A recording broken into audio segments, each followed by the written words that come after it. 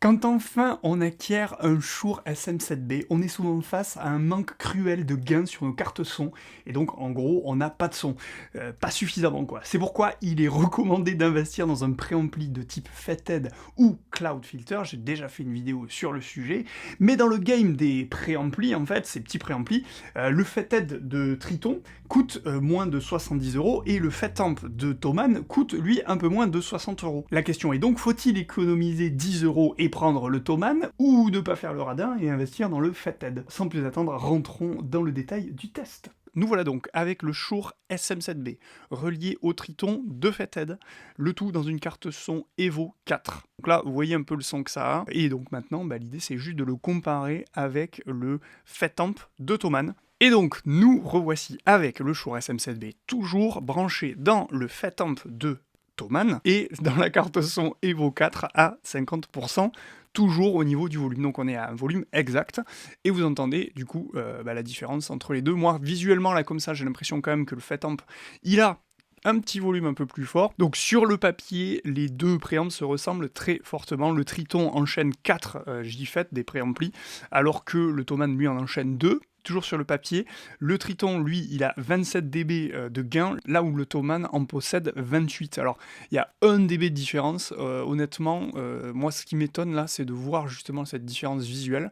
J'ai l'impression, effectivement, que le plus 1 du Fatamp s'entendrait beaucoup, ce qui n'est pas normal, ça s'entend très peu, 1 décibel de plus. Quand même remettre le Triton pour voir, parce que je comprends pas. Peut-être c'est moi qui parle plus fort aussi, ça c'est possible. Donc on va tester ça, je remets le Triton. Et donc là, on est avec le Triton à nouveau, et oui, c'est ça, c'est moi qui devais sûrement parler un petit peu plus fort. Honnêtement, là comme ça, en termes de volume, je vois pas vraiment de différence, donc c'est pas le 1 dB qui va faire une différence. Du coup, après écoute attentive, peut-être que le Fatamp a un léger gain supplémentaire, mais après, en termes de sonorité, moi je ne vois pas de différence. Après, je suis pas le plus grand expert, donc ma conclusion maintenant, c'est qu'en fait, l'acquisition du Fatamp rend les mêmes services que le Triton, quoi, en fait, tout simplement.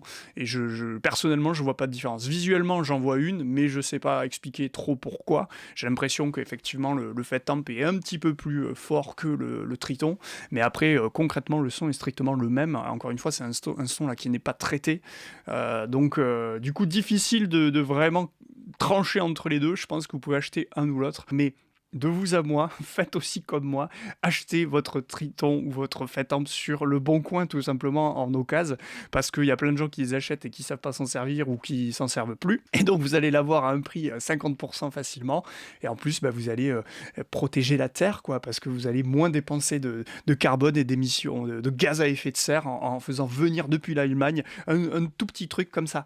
Voilà, donc là au moins si vous allez l'échanger au centre-ville de votre village ou de votre ville, comme ça vous rencontrerez quelqu'un, en plus ce sera sympa d'échanger sur ce que vous faites au niveau musical, et vous économiserez de l'argent, donc au final tout le monde s'y retrouve.